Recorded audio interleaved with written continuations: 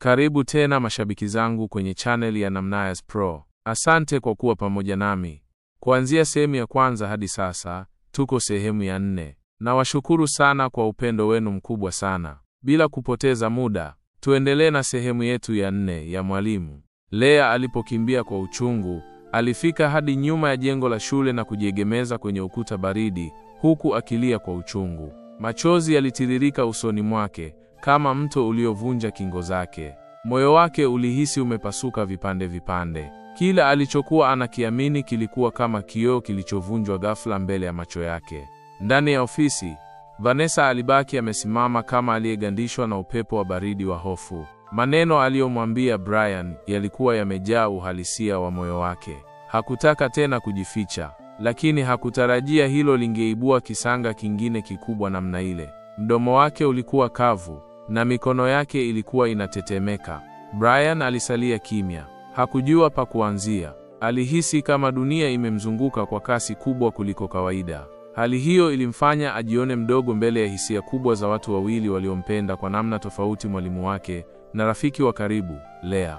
Siku iliyofuata, kila mtu aliyemwona Lea shuleni aligundua kuwa kuna kitu si sawa. Alikuwa kimya kupita kawaida. Hakukuwa na tabasamu lake la kawaida, na hakumkazia macho Brian hata kwa sekunde. Aliendelea kumkwepa, huku ndani ya moyo wake akijenga ukuta wa chuki na maswali yasiyoisha.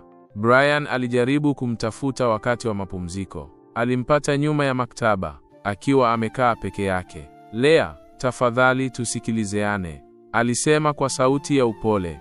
Lea aligeuka polepole, macho yake yakimwangalia kama mtu asiyeamini tena. Sikilizeane kuhusu nini Brian?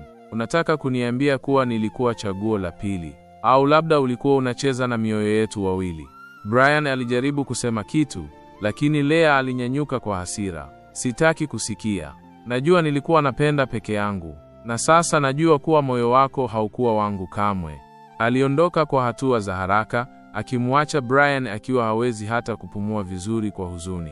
Wakati huo huo, Vanessa alipokea ujumbe kutoka kwa uongozi wa shule. Ujumbe huo ulimuita kwenye kikao maalum kesho yake asubuhi.